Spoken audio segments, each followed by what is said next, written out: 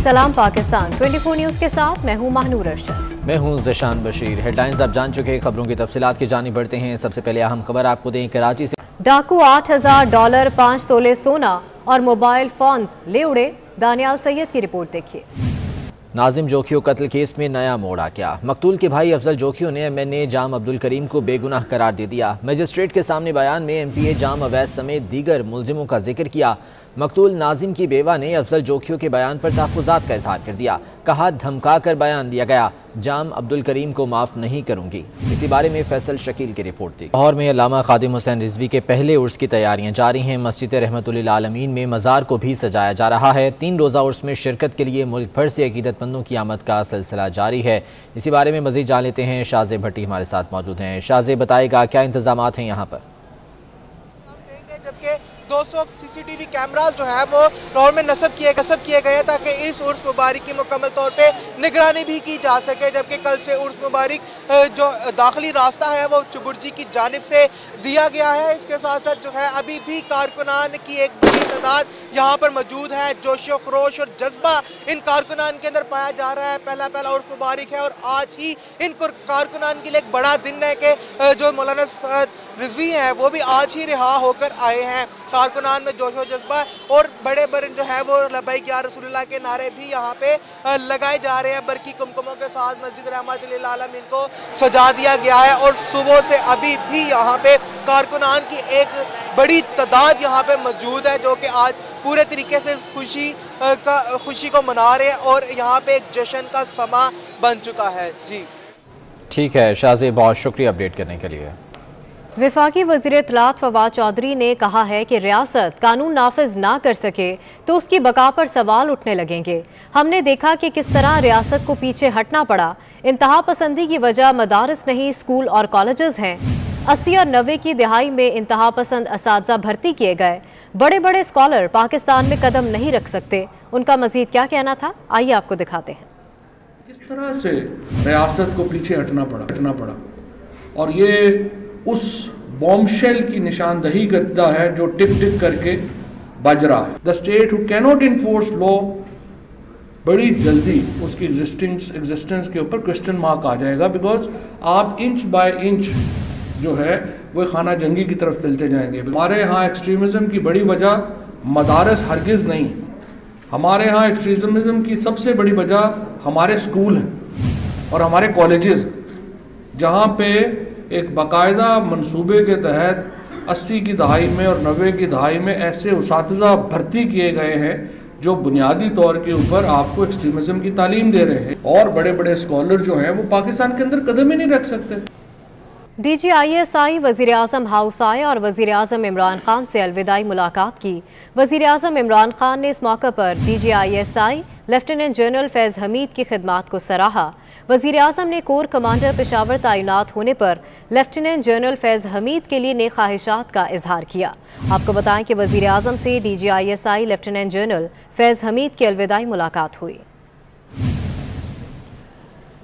और पाकिस्तान समेत दुनिया के कई ममालिक में आज चांद ग्रहण होगा। ये ग्रहण 580 साल तारीख का सबसे तवील तरीन ग्रहण होगा। पाकिस्तानी वक्त के मुताबिक चांद ग्रहण दिन 11 बजे शुरू होगा। पाकिस्तान में दिन की रोशनी के बाद चांद ग्रहण वाज़ेह नहीं होगा। कौमी असम्बली की कायमा कमेटी बराए कानून और इंसाफ ने EVM पर सवालात उठा दिए। अरकान ने पूछा, जहां इंटरनेट नहीं वहां EVM कैसे इस्तेमाल करेंगे? आइंदा इंतखाबात EVM पर कराने के पाबंद नहीं। सेक्रेटरी इलेक्शन कमीशन ने भी साफ साफ बता दिया। कहा, जरूरी नहीं बिल पास होने के बाद मशीनों को फौरी इस्तेमाल करें। इसी बारे में सऊद भट्ट की रिपोर्ट देखिए।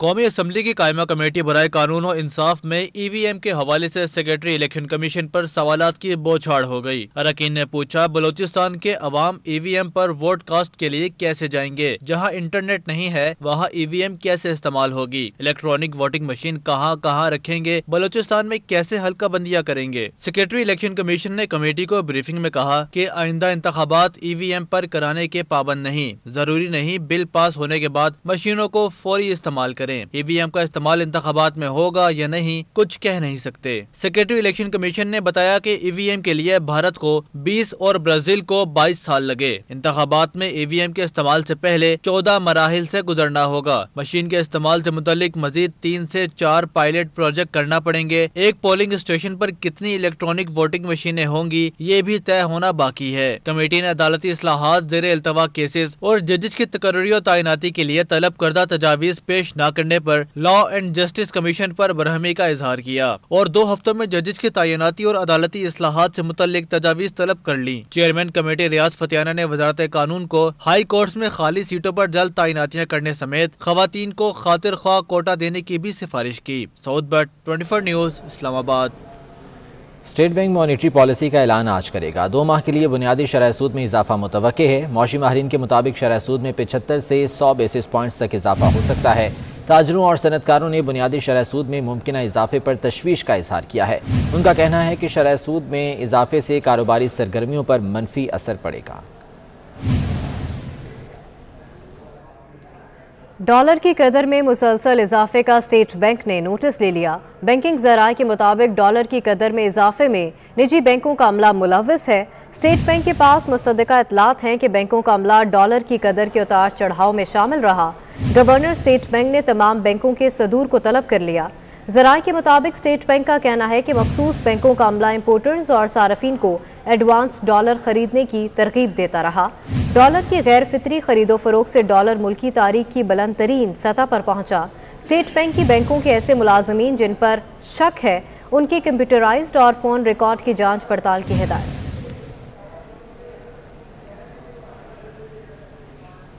चीन अमेरिका को मौशी मैदान में शिकस्त देकर दुनिया का अमीर तरीन मुल्क बन गया। मारूफ आलमी जरीदे ब्लूमबर्ग ने आलमी दौलत पर रिपोर्ट जारी कर दी है।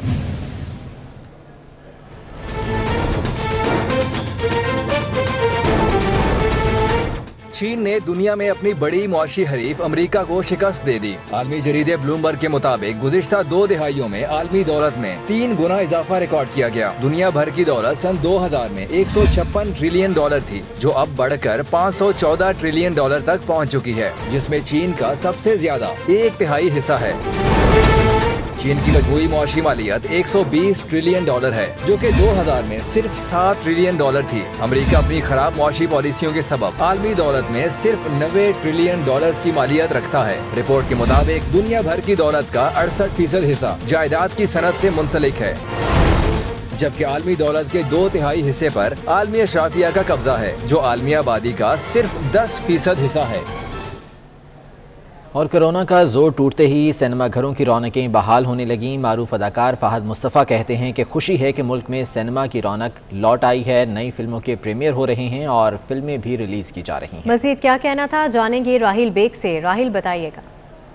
जी, इस वक्त हमारे साथ मौजूद हैं मारूफ अदाकार कॉम्पेयर फहद मुस्तफ़ा, और फहद मुस्तफ़ा से जानते हैं कि क्या कहेंगे। एक बार फिर से कराची की रौनकें बहाल हो रही हैं, सिनेमा दोबारा से खुल गए हैं, मूवीज़ के प्रीमियर्स हो रहे हैं, फिल्म रिलीज़ हो रही हैं। बहुत अच्छा लगा, आज बहुत अरसे के बाद पहली फिल्म हमारी रिलीज़ हो रही है।